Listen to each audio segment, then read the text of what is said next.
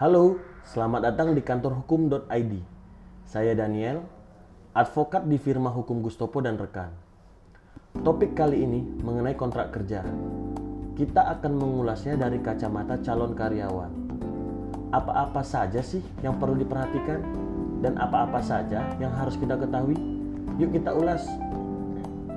Biasanya setelah kita diinterview, kita pasti disodorkan kontrak kerja oleh perusahaan. Yang kadang kontrak tersebut harus dipelajari dan ditandatangani saat itu juga. Agar kita siap, maka kita harus tahu lebih dulu soal kontrak kerja. Kontrak kerja adalah bahasa umum yang kita kenal. Secara hukum, kontrak kerja dikenal dengan nama perjanjian kerja. Pertama kali yang harus dilihat adalah judul perjanjian. Biasanya tertulis perjanjian kerja waktu tertentu atau bisa saja tertulis perjanjian kerja waktu tidak tertentu.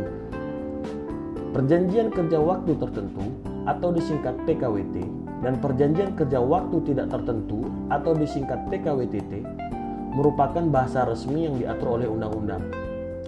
PKWT itulah yang sering disebut dengan kontrak kerja. Jadi teman-teman sekarang jangan bingung lagi ya.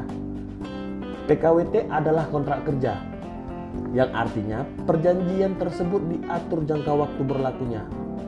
Biasanya kontrak kerja berdurasi 6 bulan, 1 tahun, atau bahkan 2 tahun, tergantung dari kebutuhan perusahaan. Yang perlu kita ketahui, undang-undang mengatur batas maksimal PKWT, yaitu 2 tahun. PKWT dapat diperpanjang menurut hukum hanya 1 kali, dengan durasi waktu paling lama 1 tahun. Biasanya di awal surat perjanjian tertulis klausula pada hari ini. Klausula ini agar menjadi perhatian karena menunjukkan tempat dan tanggal perjanjian ini dibuat, yang bisa saja merupakan tanggal dimulainya perjanjian. Apabila tanggal di awal surat dengan tanggal di bagian isi perjanjian berbeda, kemudian apa dampaknya untuk kita? Terus ikuti penjelasan kami ya.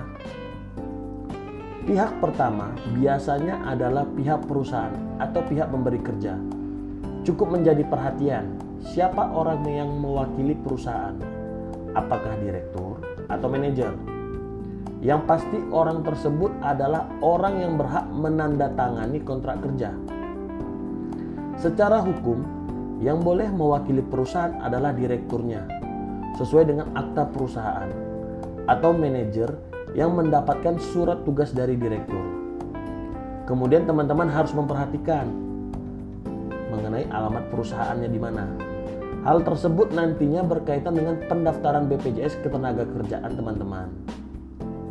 Nah, biasanya pihak kedua kebanyakan dalam kontrak kerja adalah calon karyawan. Sebagai calon karyawan, kita harus lebih teliti dan mencermati identitas yang tercantum dalam kontrak kerja. Apakah sudah sesuai dengan identitas di KTP?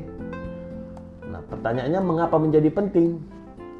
Identitas kita ini sudah pasti akan terkait kepada pelaporan dan pembayaran BPJS.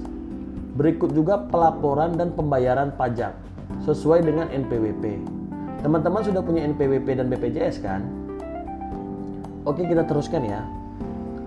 Kontrak kerja harus memuat jabatan atau posisi kerja, karena ini akan mempengaruhi tugas dan tanggung jawab dari teman-teman. Hal yang penting dalam kontrak kerja tentu saja tentang gaji. Secara hukum, gaji yang diterima harus sesuai dengan upah minimum regional atau UMR yang berlaku. Kemudian sudah pasti harus ditanyakan, apakah ini sudah termasuk dengan iuran BPJS? Bagaimana dengan kewajiban perpajakan sebagai karyawan? Lalu, bagaimana jika kerja lembur, perjalanan luar kota, insentif, bonus atau THR? Teman-teman harus berani menanyakan hal-hal ini kepada perusahaan. Karena jika teman-teman malu bertanya, maka teman-teman akan tersesat. Jika ingin mengetahui lebih jauh mengenai pengaturan penggajian, silahkan konsultasikan melalui www.kantorhukum.id. Konsultasinya gratis. Masih ada lagi nih ulasannya. Biasanya di dalam kontrak kerja ada aturan umum yang harus dipatuhi oleh karyawan. Selebihnya, klausula lain mengikuti ketentuan pada peraturan perusahaan. Oh ya, peraturan perusahaan itu adalah buku ketentuan dari perusahaan yang mengikuti ketentuan dalam Undang-Undang Ketenagakerjaan dan telah mendapatkan persetujuan dari Dinas Tenaga Kerja setempat. Teman-teman bisa mendapatkan penjelasan ataupun meminta buku tersebut kepada perusahaan dengan syarat teman-teman sudah menjadi karyawan di perusahaan tersebut. Dan yang berarti teman-teman sudah menyetujui dan menandatangani kontrak kerja.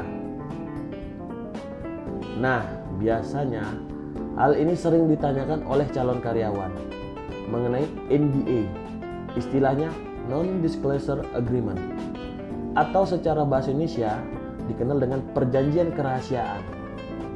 NDA ini mengatur mengenai larangan untuk membuka rahasia-rahasia perusahaan yang pastinya diketahui oleh karyawan selama bekerja di perusahaan tersebut. NDA ini masih banyak menjadi perdebatan, terutama bagi teman-teman yang bekerja sebagai marketing. Karena biasanya teman-teman membawa database customer yang tentu saja data ini sangat vital.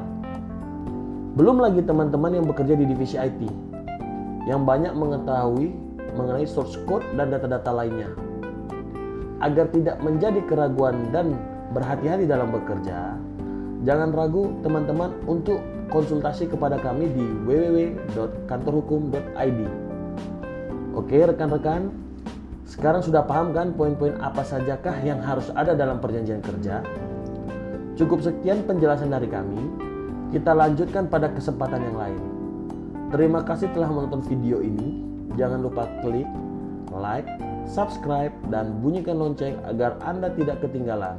Salam hangat dari kami.